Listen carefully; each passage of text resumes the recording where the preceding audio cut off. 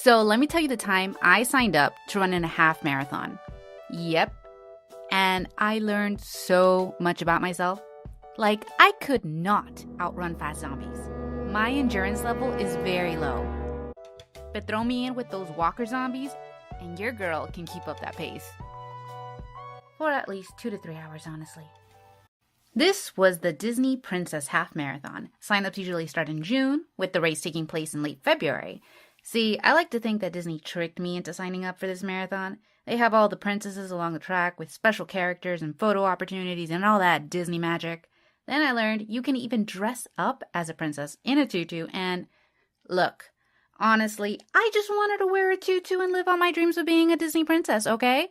So anyway, this half marathon is 13.1 miles and you get to run through Epcot and Magic Kingdom. And for the first-time runners like myself, there's a downloadable 19-week training program that's super easy to follow. They give you 3 days out of the week to run, with one of the days being an endurance run. Now, I didn't do any of that. I was like, I got time, I got this. I'll train for 2 to 3 months before the race. In my defense, I did go to the gym, hitting up that treadmill, 30-minute run, feeling like a boss. But in all honesty, you guys, it's not the same. I was not prepared. So the day of the race, everyone's grouped in different sections. My best friend and her brother are in later group. We'll call it M. My brother and I are in the earlier group. We'll call it G. There we meet my best friend's friend. Let's call her Ariel. Now, Ariel looked like a pro. She had her water bottle, belt, cooling towel, running bandages. Like, this girl was ready. She was the Batman of this race. And she's giving me these running tips while I'm just like taking notes. You're going to keep to your left when running, right when walking. If you need to move from one side to the other, lift up your hand up high to alert the people behind you that you are either slowing down or you are moving across the lane. Okay, cool. Sounds simple. I got this. Then she tells me to avoid or watch out for the balloon ladies. Now, the balloon ladies sounds like a wonderful name, right? I'm thinking these nice ladies must be selling balloons during the race. Well, when she's telling it to me, it sounded really creepy. It was like, The balloon ladies. and I'm like, what? The balloon ladies are a group of women who walk along the trail carrying these balloons. If they catch up to you, that means you're running too slow, and a cart will come pick you up and take you to the finish line. That's it. You're done. But you should totally be fine as long as you keep a 16-minute per mile pace. Okay, cool, got it. Watch out for the walkers. Cool, no pressure. So our group is next, the fireworks go off, and that Disney music starts playing, and I'm feeling like, I got this, yeah!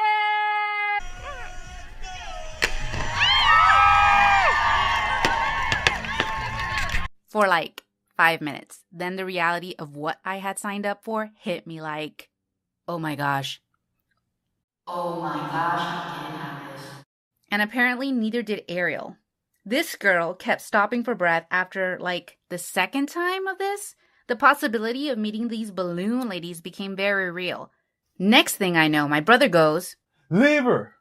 She's just dead weight. and we never saw her again.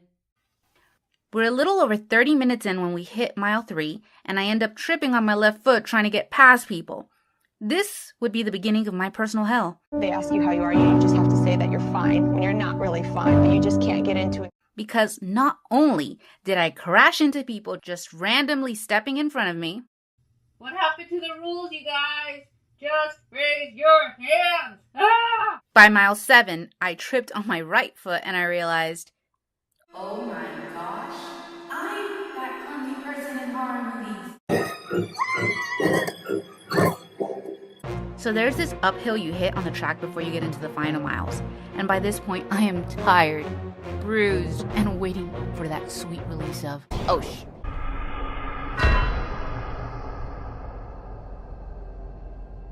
I tripped again, and this time it hurts. Like, I'm feeling that sharp pain with every step. Bro, go on without me. I'll catch up. No. We did this together, and we will finish this together. So we finally make it to mile marker 12, and the crowds are cheering. There's actually a choir singing, and that final burst of runner's high hits like, wow! And I'm doing this weird run, stumble kind of walk, like one of those fast zombies. I see that 13-mile marker. I cross it and no, what? I thought I was done. I was supposed to be done. That last 0.1 mile, you guys, I felt like it was longer than a mile. And have you ever had those dreams where you want to run fast, but you can't even move? Or like you're running very slow? Yeah, that's what it felt like.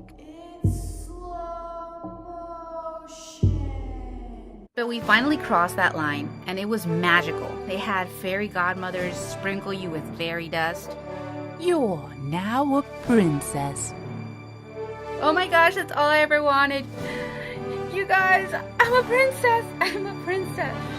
But yeah, after that, everything's kind of a blur. I'm pretty sure I passed out in the car later. And I also don't know if Ariel ever made it out. And shout out to my brother for not leaving me behind and really pushing me to finish that race. You the real MVP, man. And I almost forgot. My best friend did end up catching up to us.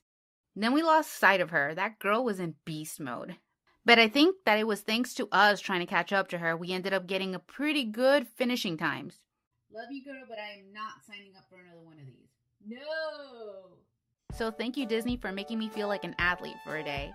And if you guys have done any marathons, tell me about them in the comments down below.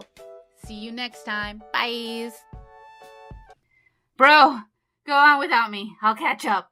No, I'm not gonna leave you. I'm not gonna leave you like we left our brother behind. What? What are you doing?